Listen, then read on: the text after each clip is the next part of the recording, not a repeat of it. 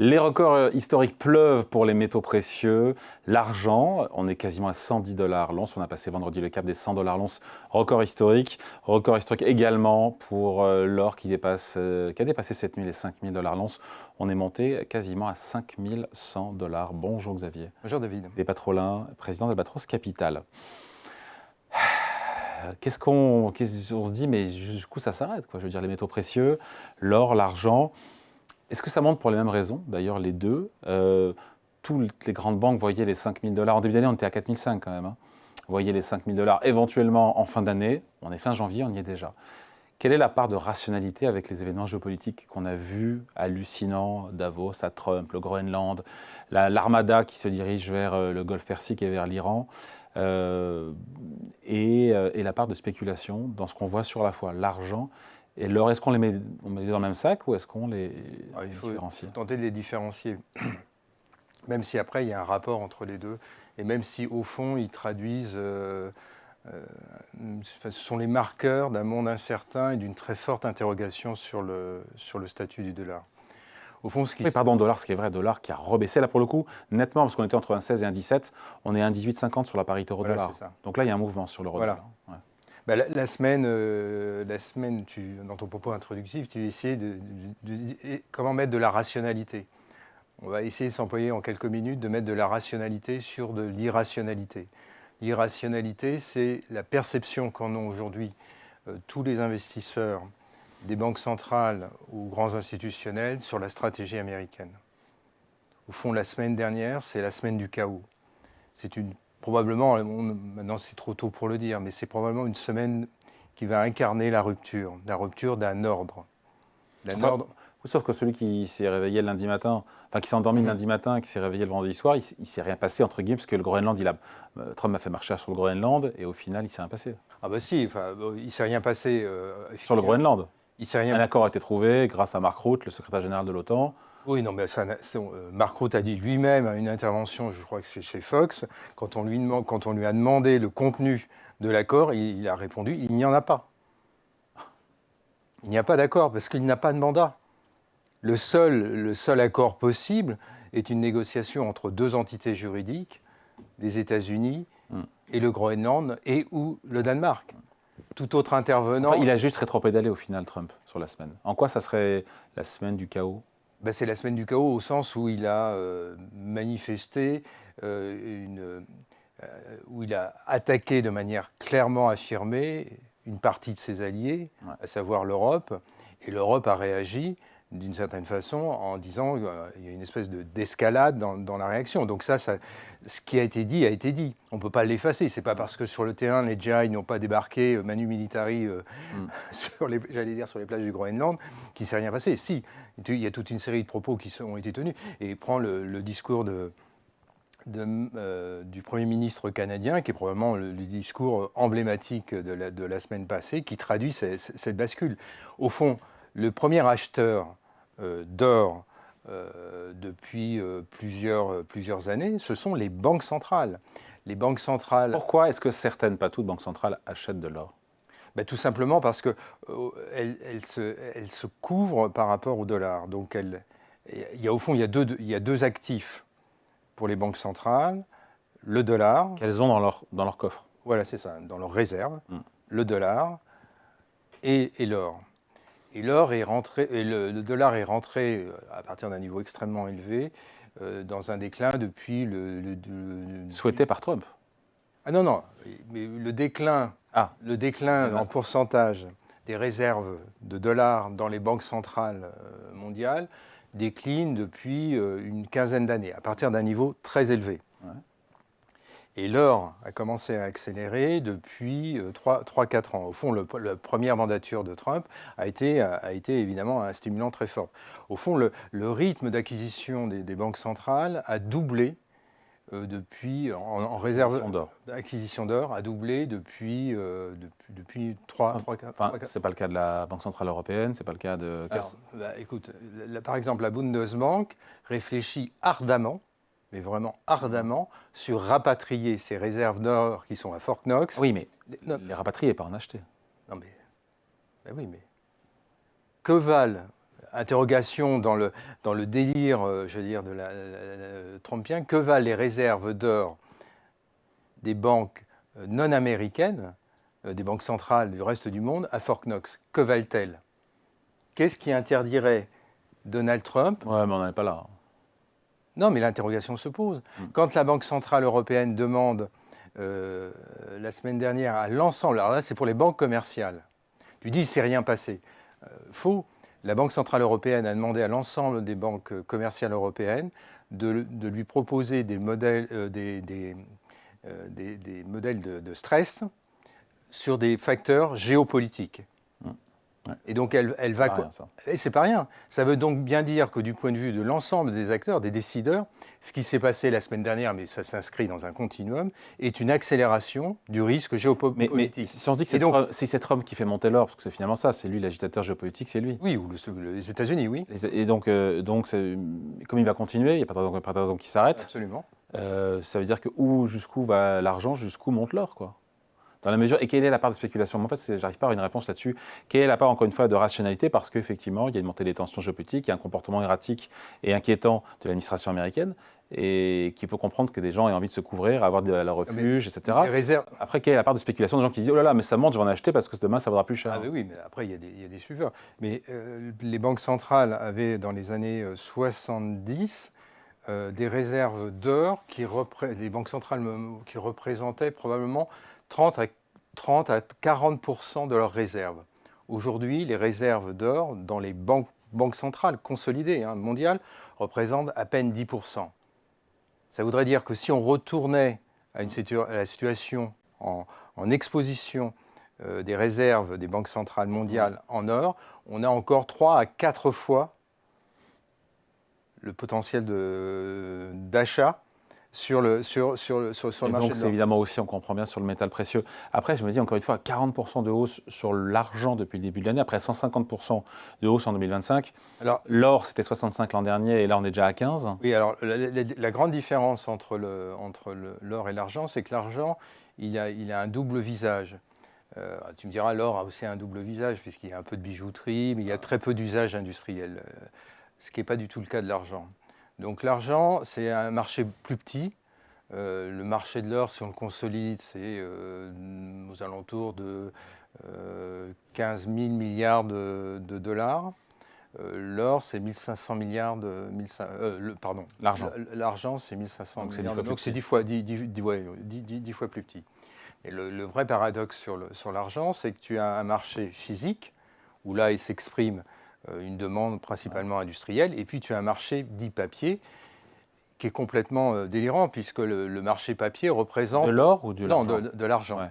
Le marché papier, donc tout ce qui est contrat à terme, ETF, tout ça, représente 300 à 400 fois la valeur... Donc là, il y a de la spéculation.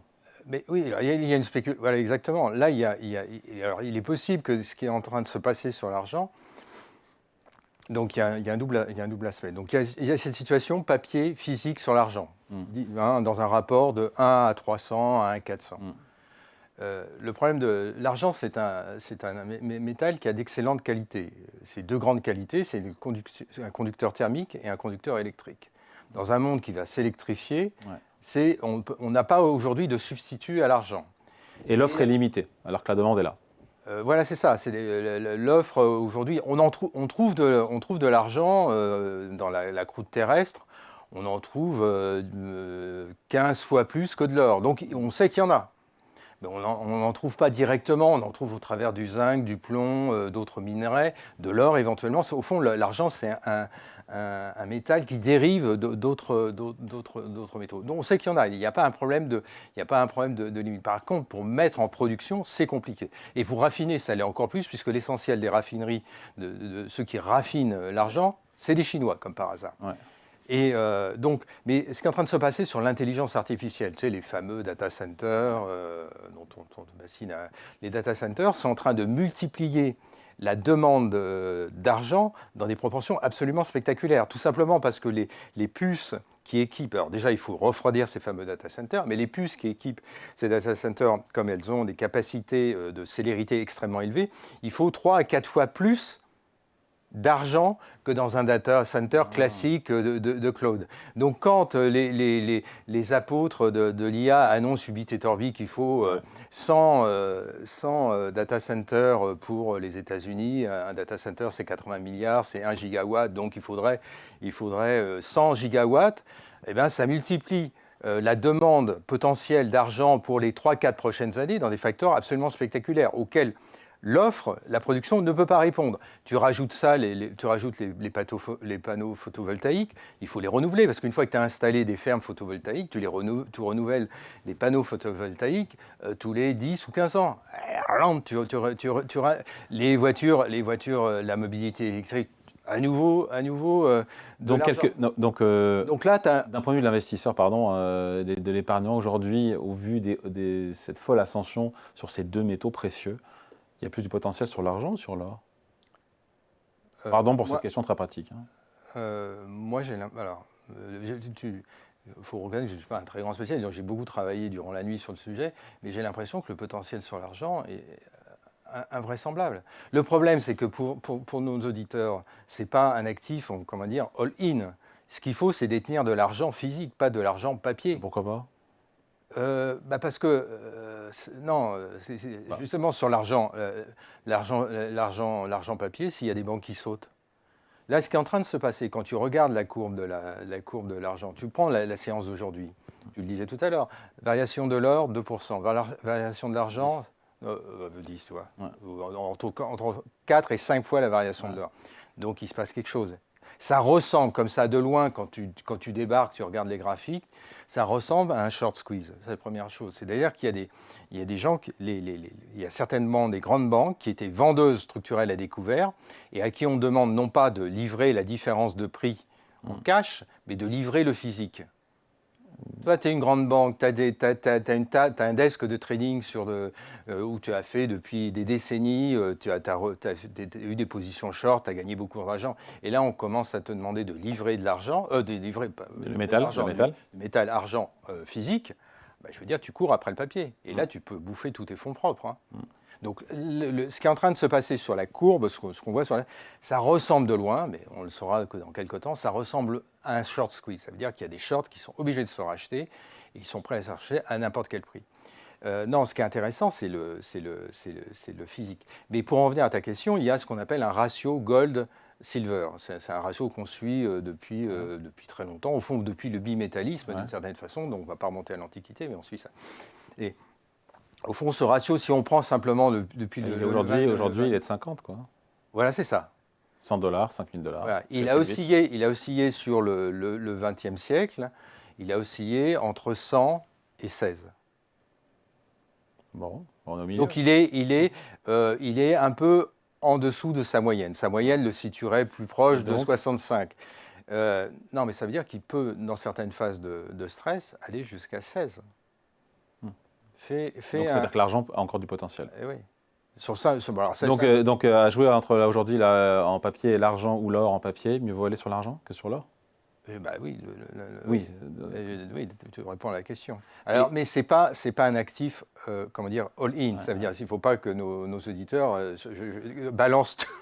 Non, surtout pas. C'est ce qu'on appelle un actif de diversification. Mais en tout cas, ils doivent réfléchir. Il y a de très bons ratios qui sont publiés sur Internet. Vous tapez ce fameux ratio. C'est une façon d'appréhender le problème. Hein. C'est juste de voir le rapport. Mais un autre truc qui va te faire, voilà. Ça, j'ai réfléchi au sujet là pour le coup. Depuis la crise Lehman Brothers, on a l'apparition des crypto-monnaies. Tu prends les 10 premières crypto-monnaies aujourd'hui, elles capitalisent aux alentours de 2500 milliards. Quelle est leur contribution à l'industrie? 0. Donc les marchés financiers, la spéculation, ce que tu voudras, ont accordé une valeur de 2500 milliards aujourd'hui à ce qu'on appelle des crypto-monnaies ou des crypto-actifs qui n'ont aucune contribution, si ce n'est d'enrichir certains, mais qui n'ont aucune contribution économique et qui pompent accessoirement beaucoup d'énergie. Le marché de l'argent physique, représentait vendredi dernier aux alentours de 1500 milliards. Et il est indispensable dans toute une série. Chercher l'erreur. Chercher l'erreur. Ouais. Et alors, sur l'or, oui. Et juste on finit là-dessus, sur l'or, toutes les banques nous disaient 5 000 $ en fin d'année, on y est déjà, ça y est, au bout d'un mois. À quel moment on se dit, c'est une bulle, c'est ce qui se passe sur l'or? Pour que ça soit une bulle, il faudrait qu'on ait du côté de la Maison-Blanche la certitude qu'on revient à la raison. Or, ce qu'on a vu la semaine passée, c'est la déraison. Il y a, de mon point de vue, sur la semaine passée, tu peux avoir un avis totalement différent, eu l'addition au fond de 3 crises. Une crise internationale qui a été explicitée au forum de Davos. Il y a une crise politique probablement aux États-Unis qui est en train d'émerger. Je pense que le Parti républicain est en train de se fractionner. Ce qui est en train de se passer sur ICE n'est pas tout à fait anecdotique à Minneapolis. Et donc il y a quelque chose qui est en train de se passer à la veille des élections de mi-terme. Donc quelque chose qui est en train de se passer dans le Parti républicain. Et donc il y a probablement le début d'une crise intérieure américaine, une crise politique. Et puis il y a aussi l'amorce d'une potentielle suspicion d'une crise financière. Quels sont les signes avant-coureurs? Alors, les signes avant-coureurs, c'est le secrétaire d'État au Trésor américain qui a dit quand même à Davos, ce qui est en train de se passer sur le dollar, la volatilité sur le dollar m'inquiète. Donc, ce que lui souhaite, c'est qu'au fond, le dollar glisse, mais il le glisse de manière gentiment ordonnée. Et les assauts répétés de Donald Trump sur la Federal Reserve, on peut s'interroger. Pourquoi Donald Trump fait des assauts répétés à demander à son... Pour que la Fed baisse ses taux. Oui, non seulement pour que la Fed baisse ses taux, mais il souhaite que Jérôme Powell démissionne. Mais pourquoi souhaite-t-il que Jérôme Powell démissionne, puisque son mandat de président... Mois de mai. Oui. Pourquoi? Son mandat de président termine au mois de mai. Oui. Et son mandat de gouverneur termine en juin 2028. Oui. Donc il souhaite le voir démissionner. Et donc, probablement que la déclaration de Jérôme Powell a été perçue comme une bascule, comme le fait que Jérôme Powell n'abandonnera pas. Il entre en résistance. Il rentre en résistance.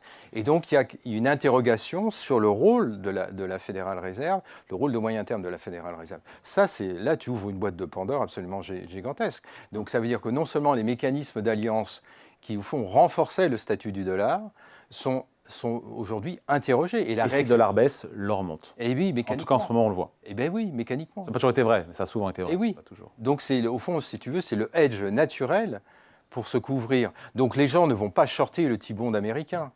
Quand on a eu ce débat en Europe sur est-ce que les banques européennes vont shorter Non, probablement pas, puisque c'est des stratégies de moyen terme. Oui. Par contre, des stratégiées de couverture sur le dollar, oui, elles vont se mettre en place. Et regarde bien ce qui est en train de se passer sur le dollar depuis la semaine dernière. Malgré les démentis, malgré le pseudo-retour triomphal de Donald Trump à Washington, le dollar continue à glisser. Donc ça veut bien dire qu'il se passe quelque chose, alors que probablement la Federal Reserve ne va pas baisser ses taux une fois de plus. Et donc le différentiel de taux serait favorable à la pression. Mais là, ça ne marche pas. Donc ça veut donc dire qu'il y a des critères, et donc il y a des mécanismes d'allègement. Et quand tu vois baisse du dollar, hausse des métaux précieux, et a fortiori de l'argent qui a un caractère industriel sur lequel il y a un méga-trend, eh bien oui, il faut... Et donc c'est probablement une séquence de bascule. Donc, pour l'instant, nos limites. Sur l'or. Nos limites sur l'or et d'une certaine façon sur l'argent. Tu ne verras pas un responsable d'un data center dire les mecs, on arrête de construire parce que l'argent est à $100 ou à 150 ou à 200. À 5 000 $ l'once d'argent, le mec continuera à investir et à acheter des puces Nvidia parce qu'il en a besoin, parce que les actionnaires qui ont mis veulent que ça tourne. Voilà, c'est ça le dilemme.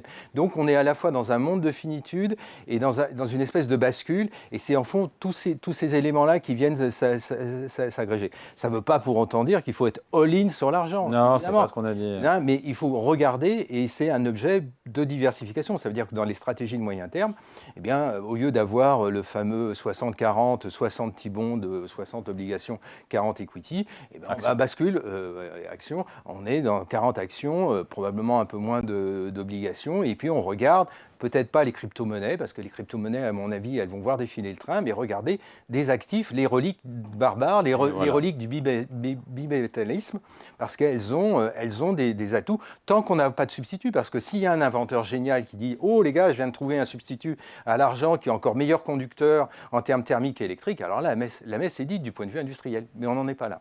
Allez, merci beaucoup. Point de vue signé Xavier Patrolin, président d'Albatros Capital. Merci Xavier. Merci David.